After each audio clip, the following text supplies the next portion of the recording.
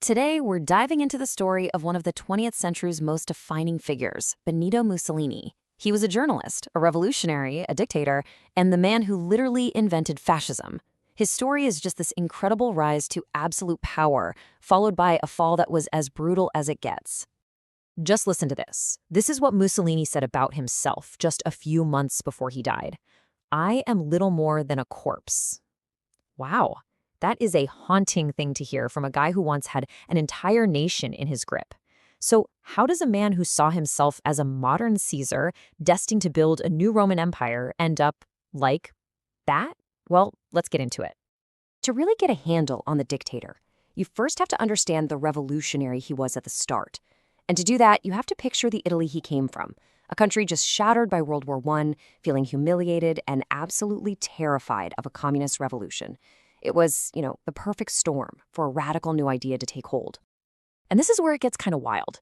The future founder of fascism was, believe it or not, born into socialism. His dad was a blacksmith who was so into it, he named his son after a liberal Mexican president. Mussolini himself became a teacher, and then a really fiery socialist journalist. He was so important he became the editor of the party's main newspaper, Avanti.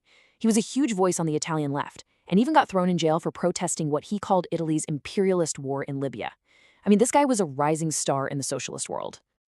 But then, World War I happens, and everything changes. At first, Mussolini sticks to the socialist script, down with the war.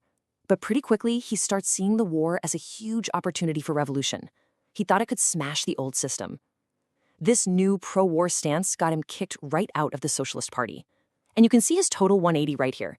He completely ditches the idea of class warfare and embraces this intense nationalism. For him, the nation, Italy itself, became way more important than class. So this wasn't just a change of heart. He builds an entirely new political movement out of the wreckage of his old ideas. And he calls it Fascism. It was against everything he used to believe in. It was anti-socialist, anti-democracy, and super nationalistic. And to make it all happen, he had his own paramilitary force, the famous Blackshirts.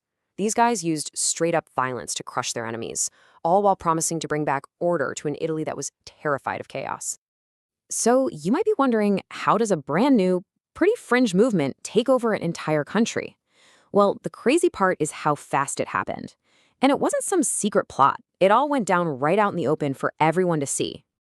This right here, the March on Rome, this was the moment. But it wasn't really a military takeover. It was basically a giant, incredibly successful bluff. 30,000 of his Blackshirts marched on the capital to demand power. The king, fearing a bloody civil war that he probably couldn't win, just caved. He refused to call out the army and instead just handed Mussolini the keys, inviting him to be prime minister. So Mussolini literally just takes a train to Rome and becomes the leader of the country, all perfectly legal. And once he's in charge, man, he moves fast. First, he pretends to lead a normal coalition government. Then he pushes through a new law, the Acerbo Law, that basically rigs the system to give his party total control of parliament. Then, in 1925, after a major political crisis, he drops the act completely. He gives this famous speech where he basically says, yeah, all that violence, that was me, and declares himself dictator. A couple years later, all other political parties are illegal. Boom, absolute control. He wasn't just prime minister anymore, oh no. He was Il Duce, the leader. And a massive propaganda machine kicks into high gear to build this huge cult of personality around him. He's portrayed as this new Roman emperor, this godlike figure. And to really drive home the point that he was in charge of everything, he personally ran like 7 different government ministries all at the same time. Of course, to back all this up, he builds a full-blown police state. There's a new secret police, the OVRA, to hunt down anyone who disagrees with him. Freedom of the press? Gone. Mussolini personally picked the newspaper editors. Unions? Banned, and replaced with state-controlled ones. Get this, even teachers had to swear a personal oath of loyalty to him. Every single part of society was now under his thumb.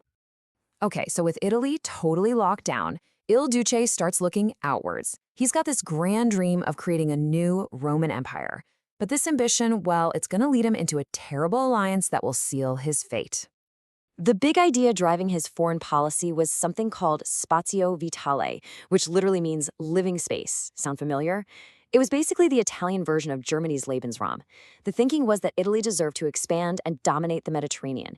He saw the whole region as Italy's backyard, the foundation for his new empire. For a while, Mussolini tried to act like a respectable European statesman, but as he got more aggressive, he started alienating Britain and France. And that kind of pushed him towards the one other leader in Europe who saw the world the same way he did, Adolf Hitler. What started out as a pretty cautious relationship would eventually become the alliance that doomed them both. And you can just see the dominoes start to fall. In 1935, he invades Ethiopia, which gets him in hot water internationally. Then he jumps into the Spanish Civil War. By 1939, he makes it official and signs the Pact of Steel, a full-on military alliance with Hitler. Then, in 1940, he watches Germany just roll over France and thinks the war is basically won. So he jumps in, hoping to grab some territory on the cheap. It turned out to be the worst decision of his life, a truly catastrophic mistake.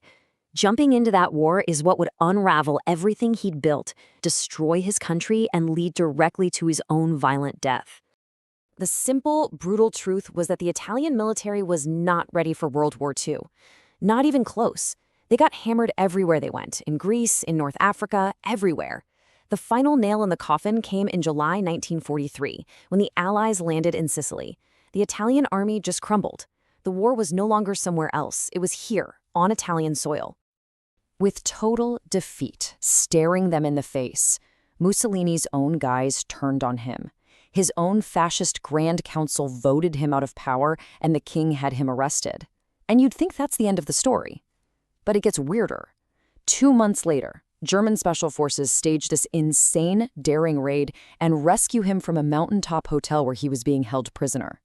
So his German rescuers set him up as the leader of a new little fascist state in northern Italy called the Salo Republic.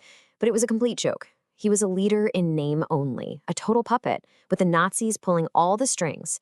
He was basically their prisoner, just overseeing a brutal civil war in his own country. By April 1945, it was all over. With Germany collapsing, Mussolini and his mistress tried to make a run for Switzerland, disguised in a German convoy. It didn't work. Italian partisans recognized them and captured them. There was no trial. The very next day, they were taken to a small village, stood up against a wall, and executed. And the end was just as brutal as his rule. They took his body to a public square in Milan and hung it upside down from a gas station for everyone to see. The crowds that once cheered for Il Duce now jeered at his corpse. It was this visceral, shocking symbol that the 20-year nightmare of fascism was finally, truly over. So from socialist firebrand to nationalist dictator to a corpse hanging in a public square, the story of Mussolini is just this powerful, terrifying reminder of how charisma and nationalism and violence can pave a path to absolute power, and how the arrogance that comes with that power can lead to total ruin. It really leaves you with a big question. How does a whole nation fall for this? And what lessons does his downfall have for us right now?